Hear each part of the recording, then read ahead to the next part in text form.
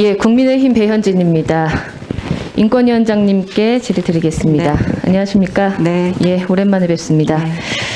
자, 위원장님, 지난 9월에 해양수산부 공무원으로 재직하던 우리 국민이 북한군에 의해서 처참하게 살해되고 소외된 사건 발생해서 질문 여러 개 받으셨죠? 네네. 예, 이 사건과 관련해서 우리 정부는 속 시원하게 국민들 억울한 마음 털어줄 만큼 말씀을 절대 안 하고 있지만 국제기구 유엔에서 이 문제를 해결해야겠다고 지금 발벗고 나섰습니다. 네네. 알고 계십니까? 네.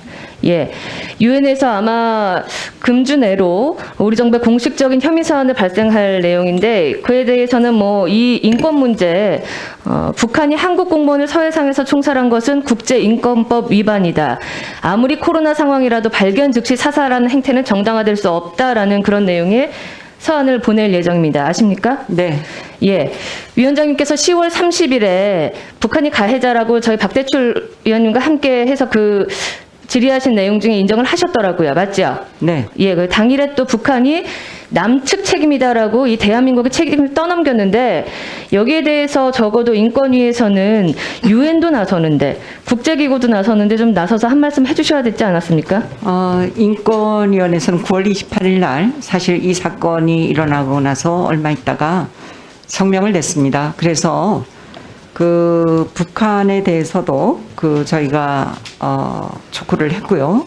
그리고 우리 정부도 이 문제에 대해서는 철저한 규명을 해야 한다라고 했습니다. 적극적으로 하셨다고 생각하십니까? 네. 적극적으로 하셨다고 생각하십니까?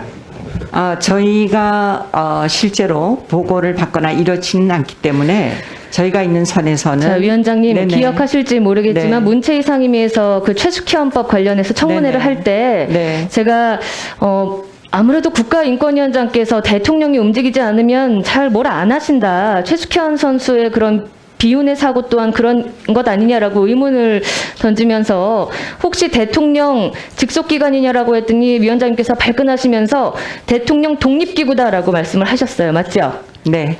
예. 그러면 정부가 우리 국민이 이렇게 처참하게 살해된 사건에 대해서 제대로 소명을 하지 않을 때 국가인권위는 헌법 제10조에 보장된 인간의 존엄성과 기본적 인권의 보장 이 정신에 입각해서 또 국가인권위원회법 1조 무엇인지 아시죠? 기니까 요거는 생략하겠습니다.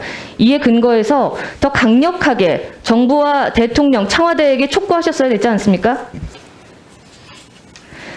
국가인권위가 그런 권위가 없는 기구인가요? 권위를 저희는 위원장님 위원장님 그런 권위가 있다고 생각하시죠? 네네. 앞으로 네. 여기에 대해서 어떻게 조치하실 생각입니까?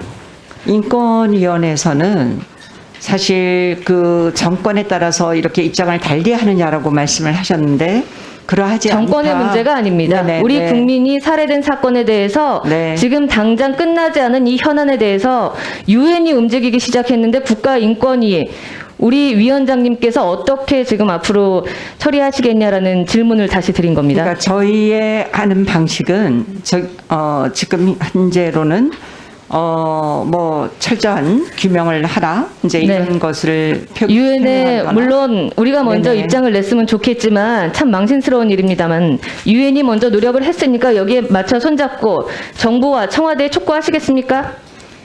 검토하겠습니다. 검토가 아니라 하셔야죠. 네.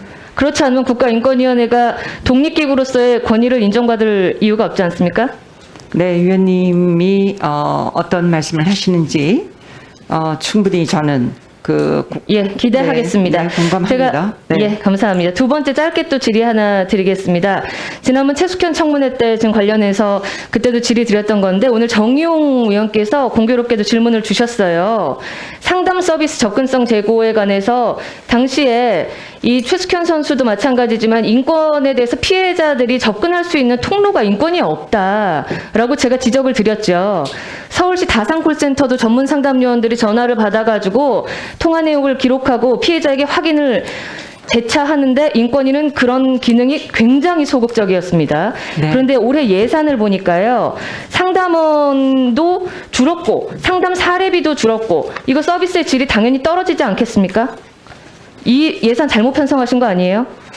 이거는 저희의 편성이라기보다는 전체적으로 이제 기재 쪽에서 왔던 것 같고요. 배 의원님이 지난번에 우리 동시 녹음 되지 않는 것 말씀을 하셔서 사실 저는 그때까지 그걸 잘 파악을 못하고 있었습니다. 그래서 지금 그거는 저희가 녹음을 하는 것으로 이렇게 개선을 했고요. 그리고 조사 같은 경우에는 이게 동의가 있어야 되기 때문에 동의를 받아서 하는 것으로 적극 개선했습니다. 그 네. 부분 지적에 굉장히 감사하게 생각합니다. 네, 수고 많으셨습니다. 네. 다음